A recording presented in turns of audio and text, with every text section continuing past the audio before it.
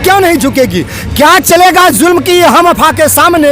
रुक नहीं सकता कोई 16 हवा के सामने। अरे लाख फौजें लेकर आई योगी और मोदी की सरकार, रुक नहीं सकता कोई शिक्षक और कर्मचारियों की एकता के सामने। क्या चाहिए?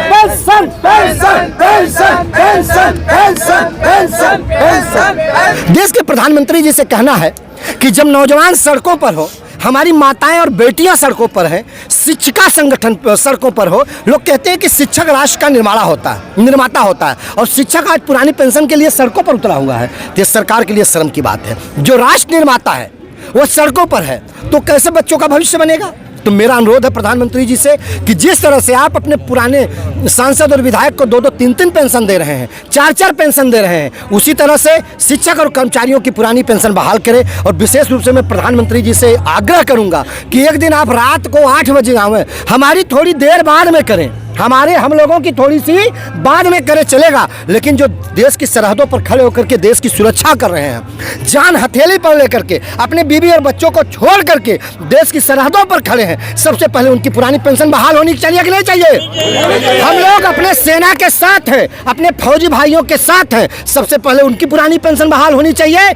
अगर वो कहते हैं कि हम पहले 2 राउंड में करेंगे, तो मैं कहता हूं पहले राउंड में हमारी सेना का पुरानी पेंशन बहाल हो। और मोदी जी आप 2-2 पेंशन ले रहे हो और हम लोगों को एक भी नहीं दे रहा हो, वो भी नई वाली दे रहे हो। तो भैया नई 9 दिन और पुरानी 100 दिन, हम लोगों को नई पेंशन नहीं चाहिए और संघर्ष जारी रहेगा। बस मैं इतना ही कहूंगा कि दौलत के कदमों में कलंदर गिरा नहीं करते, हिम्मत हारने वाले कभी ये योद्धा बना नहीं करते। नदियां ही गिरती है जाकर समुद्र में मोदी जी, ये समुद्र कभी नदियों में गिरा नहीं करते। आप पेंशन की बात कर रहे हैं, लेकिन जवानों को तो अग्निवीर बना दिया है। अग्निवीर बना दिया है, तो हम ये चाह रहे हैं कि हमारे नेताओं में भी थोड़ा सा राजनीति में भी अग्निवीर आ जाए। जैसे ये कहते हैं कि 3 साल बाद ये कहते हैं कि जो अच्छा काम करेगा, भी देखिए शिक्षकों में कर हम परीक्षा कराएंगे तब इनको हम रिटायर करेंगे, नहीं तो बीच में मास्टर को हटा देंगे। तो मोदी जी अपने सांसद और विधायक की भी परीक्षा करा लें। हम तो कह रहे हैं मास्टर 80-90% पास हो जाएंगे और नेताजी लोग तो 99% फेल हो जाएंगे। 4-6-10 से जीतेंगे, 4-6-10 से केवल पास होंगे, बाकी सब ये सब अच्छी बात नहीं है। राष्ट्र के विकास में प्रत्येक शिक्षक और कर्मचारी का योगदान होता है। बिना शिक्षक और कर्मचारियों के योगदान का राष्ट्र का विकास नहीं हो सकता। सरकार की जो हमारी योजनाएं हैं वो जनता तक नहीं पहुंच सकती। इसके लिए माननीय प्रधानमंत्री जी आप सहानुभूतिपूर्वक विचार करते हुए शिक्षक और कर्मचारियों की पुरानी पेंशन बहाल करें, यही मेरा प्रधानमंत्री जी से अनुरोध है। सर आप लोग आज एक मंच लगाया, बड़ा मंच था, इससे पहले रामलीला मैदान में भी आपने मंच सजाया, लेकिन जो आपके लीडर थे वो विपक्ष की पार्टियों की गोद में जाके बैठ गए हैं। भरोसा कैसे करेंगे कि हमारा जो लीडर है वो भरोसेमंद हो और हमारी आवाज़ को सरकार तक पहुंचाए और हमारी पुरानी पेंशन? देखिए, जब भगवान राम का समय था, कृष्ण का समय था, महाराणा प्रताप का समय था, पृथ्वीराज चौहान का समय था, रानी लक्ष्मीबाई का समय था, तो गद्दार तब भी थे, गद्दार अब भी हैं। इसीलिए तो कहा गया है कि झांक रहे हैं अपने दुश्मन अपनी ही दीवारों से, झांक रहे हैं अपने दुश्मन अपनी ही दीवारों से, बच के रहना अपने घर में छुपे हुए गद्दारों से। किसी को चंदा चाहिए, किसी को नेतागिरी करना है, कोई किसी राजनीतिक दल का एजेंट बनकर बीच में आया है। हम मानते हैं कि हमारे शिक्षक और कर्मचारियों के साथ कुछ कर्मचारी नेता पेंशन पुरुष बनकर के छलावा करने का काम कर रहे हैं। उनका उद्देश्य पुरानी पेंशन की बहाली नहीं है, उनका उद्देश्य है एमएलसी बनना, सांसद बनना, विधायक बनना। मैं ये कहता हूँ कर्मचारी संगठन का जो बाइलाज होता है वो कर्मचारी शिक्षक की लड़ाई लड़ने के लिए होता है, राजनीति करने के लिए नहीं होता है। राजनीति अगर जिसको करना है वो सपा है, बसपा है, भाजपा है, कांग्रेस है, राजा भैया का जनसत्ता दल है, उस पार्टी में चला जाए या अपनी कोई अलग से पार्टी बना ले। कर्मचारियों के साथ छलावा करने की जरूरत नहीं है। उत्तर प्रदेश में जो भी ऐसे लोग ये गंदा और हिनौना काम करने का प्रयास कर रहे हैं, राजनीतिक दलों की एजेंटी कर रहे हैं और राजनीतिक दलों से मिलकर चुनाव लड़ने का प्रयास कर रहे हैं, हमारा शिक्षक और कर्मचारी उनको करारा जवाब देगा। आप लोग पेंशन की मांग लेकर आप दिल्ली पहुंचे, जिस तरह से उत्तर प्रदेश में स्कूलों को बंद किया जा रहा है एक तरफा, क्या उसकी मांग करेंगे? क्योंकि आप एक शिक्षक हैं, आप बच्चों के भविष्य को तय करते हैं कि वो क्या करेगा। हम चतुर्श्रेणी के प्रदेश अध्यक्ष होने नाते देश की सरकार से यही कहेंगे कि हमारे गाजीपुर से लेकर के जौनपुर, बलिया, बनारस से तमाम लोग आए हैं। आज जो शिक्षकों का दर्द है, स्कूल बंद कर स्कूल को मर्ज कर रहे हैं। स्कूल मर्ज करने की जरूरत नहीं है। जिस राष्ट्र में शिक्षा नहीं होगी, वो राष्ट्र विकास नहीं कर सकता। अभी राजा भैया का एक बयान था कि अगर आपके पास शस्त्र है तो शास्त्र का भी होना जरूरी है। तो बिना शास्त्र, हमारा नालंदा विश्वविद्यालय, आप सोचिए पूरी दुनिया में सबसे बड़ा विश्वविद्यालय नालंदा विश्वविद्यालय, आज हमारा JNU विश्वविद्यालय, काशी हिंदू विश्वविद्यालय, इलाहाबाद विश्वविद्यालय, जहां से IAS और PCS निकलते हैं। मैं उत्तर प्रदेश के यशस्वी मुख्यमंत्री योगी जी से कहूंगा, स्कूल को और बढ़ाने की जरूरत है, घर घर शिक्षा अभियान पहुंचाने की जरूरत है। और एक चीज सरकार से मैं कहूंगा कि IASों से जो राय लेते हैं, IAS से राय लें,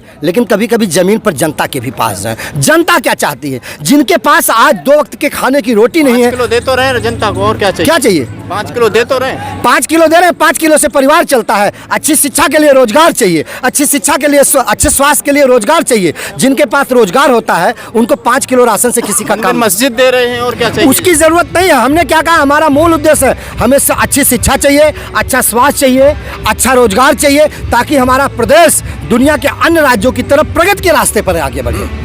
मंचों से तो कहा जाता है कि मंदिर, मस्जिद की जगह मंदिर है, यहाँ पर वो है, ये है, लेकिन कभी स्कूल, विद्यालय, मेडिकल कॉलेज या अस्पतालों की बात नहीं हुई है। देखिए, जहाँ तक हो तो रही है, लेकिन उसको प्रमुखता देने की जरूरत है। कोई भी सरकार हो, कोई भी देश तब तक विकास नहीं कर सकता जब तक वहाँ अच्छी शिक्षा और अच्छा स्वास्थ्य नहीं होगा, अच्छा रोजगार नहीं होगा। जब आपके नौजवान बेरोजगार होंगे तो आप अपने भारत को विश्वगुरु प्रधानमंत्री जी और योगी जी नहीं बना सकते। इसके नाते रोजगार पर जोर दीजिए, शिक्षा पर जोर दीजिए, स्वास्थ्य पर जोर दीजिए।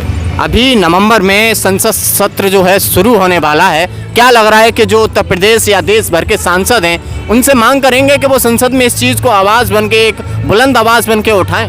अभी हम सब लोगों का कार्यक्रम है, ये कार्यक्रम हो जाएगा। उत्तर प्रदेश चतुश्रेणी राज्य कर्मचारी महासंघ ने यह संघर्ष करने का दावा किया है कि हम प्रत्येक सांसद के दरवाजे पर जाएंगे, प्रत्येक विधायक के दरवाजे पर जाएंगे, क्योंकि जब हम बटन दबाते हैं, जब हम वोट देते हैं, तभी इनकी सरकार बनती है, इनकी सरकार बनती है। सरकार बनाने और सरकार को बिगाड़ने वाले यही लोग बैठे हुए हैं। तो हम सरकार को बनाते भी हैं, बिगाड़ते हैं। तो प्रधानमंत्री जी से हम लोग सांसद के माध्यम से ज्ञापन भी देंगे और पत्र भी। सरकार झुकेगी, एकदम झुकेगी।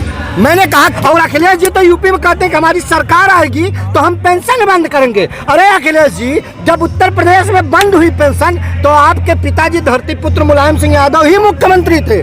हमारी पेंशन यही लोग खाएं। सब लोगों ने बारी बारी से हम लोगों को ठगा है। क्या किया है? ठगा है। ये सब सपा, बसपा, भाजपा, कांग्रेस सब लोग एक जैसे हैं। राहुल गांधी जी भी पुरानी पेंशन, मैं पुरानी पेंशन अपने घोषणा पत्र में डालता हूँ। बोलते हैं क्या करेंगे, मेरी घोषणा पत्र में रहेगा। अरे जब आपकी सरकार थी तब आप कहाँ थे?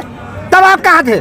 2004 में पुरानी पेंशन बंद हुई। योगी उत्तर प्रदेश में भाजपा की सरकार, सपा की सरकार, बसपा की सरकार, लेकिन पुरानी पेंशन की कोई व्यवस्था नहीं। तो हम सब लोग पूरी मजबूती से डॉक्टर मंजीत सिंह पटेल के नेतृत्व में पुरानी पेंशन की लड़ाई लड़ रहे हैं। और राष्ट्रीय स्तर पे हमारे नेता डॉक्टर मंजीत सिंह पटेल, रामलाल यादव हैं। हम उन सब लोगों के नेतृत्व में पुरानी पेंशन की लड़ाई जिस हद तक जाना होगा लड़ेंगे। और 2 जनवरी को उत्तर प्रदेश से हजारों शिक्षक, कर्मचारी, अधिकारी आदरणीय भरत सिंह पटेल के नेतृत्व में मध्य प्रदेश में एक ऐतिहासिक रैली करेंगे हम लोग। जी, तो आपका कहना ये है सर कि अगर आपकी पुरानी पेंशन बहाली नहीं होती है, सांसद विधायकों को 3-3, 4-4 पेंशन मिलती हैं और बजट पास हो जाता है, सत्र का हो, पक्ष का हो, विपक्ष का हो, सबको मिलती है, तो खजाने में पैसा आ जाता है, और आपकी पेंशन के लिए खजाने में पैसा नहीं है। अरे भाई, हमको तो छोड़ो, सेना के लिए पेंशन नहीं है। ये निजीकरण पे मैं एक छोटा सा मुद्दा हूँ, ये निजीकरण कर रहे हैं। मैं प्रधानमंत्री जी से कह रहा हूँ, आपकी सुरक्षा में जो गार्ड लगे हैं